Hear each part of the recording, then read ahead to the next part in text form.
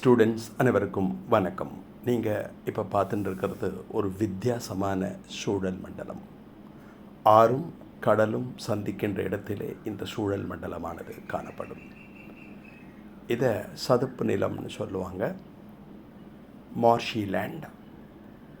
அங்கே ஒரு சிறப்பு தன்மை வாய்ந்த தாவர குழுமங்கள் காணப்படுகிறது. அதை மேங்க்ரூவ்ஸ் என்று அழைப்பார்கள், அலையாத்தி காடுகள் என்று அழைக்கப்படும். இதோட ஸ்பெஷாலிட்டி என்ன அப்படின்னா, இது ஏராளமான உயிரினங்களின் வாழிடமாக இருக்கும். அது பறவைகளாக இருக்கலாம், அதர்வைஸ் நீர்வாழ் விலங்குகளாக இருக்கலாம். எண்ணற்ற தாவரங்கள் காணப்படுவதன் காரணமாக, தாவரங்கள் மட்டுமல்ல விலங்குகளும் காணப்படுவதால் இதை பயாலஜிஸ்ட் பாரடைஸ் என்று அழைக்கலாம்.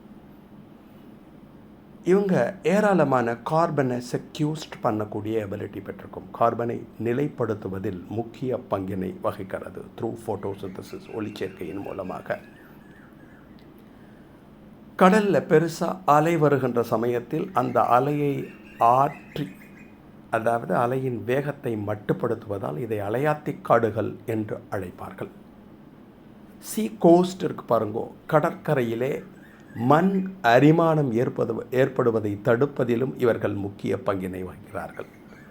இந்த அலையாத்தி காடு உள்ள நம்ம ஒரு ஜாலியாக ட்ராவல் பண்ணி இங்குள்ள தாவரங்களில் காணப்படுகின்ற சில சிறப்பு பண்புகளை காண இருக்கிறோம். Are you ready? போட்டில் ஏறிக்கிறோம், ஜாலியாக போகிறோம். போட்டில் ஜாலியாக போயின்னு இருக்கப்போ இது மாதிரி மரமாக இருக்கும். மரத்துக்கு நடுவில் அந்த வாட்டர் பாடியில் தான் நம்ம போயின்னு இருப்போம். இங்கே எப்பயும் நீர் இருந்து கொண்டே இருக்கும். இதோட ரோல் சொன்ன ஏற்கனவே ரொம்ப முக்கியம். கார்பன் செக்யூஸ்ட்ரேஷன் ஒரு ப்ரொடெக்டிவ் ஏரியாவாக இருக்கிறதுனால கடல் வாழ் உயிரினங்களின் இனப்பெருக்கத்திற்கும் இது உதவும். டென்ஸ்லி பேக்ட் அப்படின்னு ஞாபகம் வச்சுக்கோங்க. இங்கே எப்பயும் நீர் இருந்து கொண்டே இருப்பதால் அந்த தாவரங்களின் வேர்களுக்கு ஆக்சிஜன் சரிவர கிடைக்கப்படாது. அதனால் இதனுடைய ஆணிவேர் தொகுப்பிலிருந்து பூமியின் மேற்புறத்தை நோக்கி சில வேர்கள் தோன்றுகின்றன. இந்த நெகட்டிவ்லி ஜியோட்ரோபிக் வேர்களுக்கு நெமட்டோஃபோர்கள் என்று பெயர். இது உள்ள ஏரன் கைமான்னு ஒரு டிஷ்யூ இருக்கும். ஏரன் கைமா உங்களுக்கு தெரியும், காற்று இடைவெளிகளை பெற்றிருக்கக்கூடிய பேரன் கைமாவிற்கு ஏரன் கைமா என்று பெயர். இந்த ரூட் மேலே நெமட்டோஃபோர் மேலே சின்ன சின்னதாக ஹோல்ஸ் இருக்கும். அதை நெமட்டோதோட்ஸ்னு சொல்லலாம், அல்லது லென்டி செல்கள் என்று சொல்லலாம். அதன் வழியாகத்தான் ஆக்சிஜன் உள்ளே போய்ட்டு கார்பன் டை ஆக்சைடு வெளில வரும், கார்பன் டை ஆக்சைடு உள்ளே போய்ட்டு ஆக்சிஜன் வெளில வரும். கேஸியஸ் எக்ஸ்சேஞ்சிற்கு, வாயு பரிமாற்றத்திற்கு இவை உதவுகின்றன.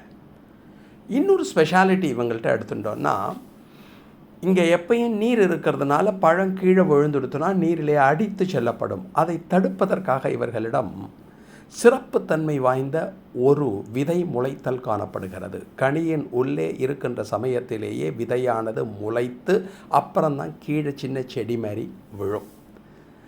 அப்போ முளைத்தல் என்பது தாவரத்திலேயே நடைபெற்று விட்டது என்றால் அதற்கு விவி பாரஸ் விதை முளைத்தல், விவி பாரஸ் ஜெர்மினேஷன் என்று அழைப்பார்கள்.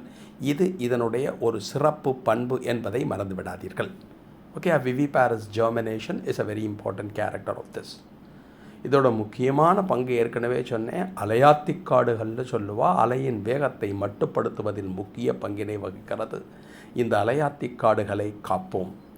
நீங்கள் இப்போ பார்த்துட்டு இருக்கிறது கன்னியாகுமரியில் இருக்கக்கூடிய மணக்குடி அப்படிங்கிற ஏரியாவில் ஒரு ஃபாரஸ்ட் இருக்குது, அலையாத்தி காடு இருக்குது, மேங்க்ரூவ் ஃபாரஸ்ட் இருக்குது. அதில் தான் நம்ம ட்ராவல் பண்ணி இது மாதிரி ஸ்ட்ரக்சர்ஸ்லாம் பார்த்தோம். இது யூஸ்ஃபுல்லாக இருக்கும்னு நினைக்கிறேன். அடுத்த காணொலியில் வேறு ஒரு முக்கியமான வீடியோவோட உங்களை மீட் பண்ணுறேன். Thanks a lot. Have a nice evening. Thank you.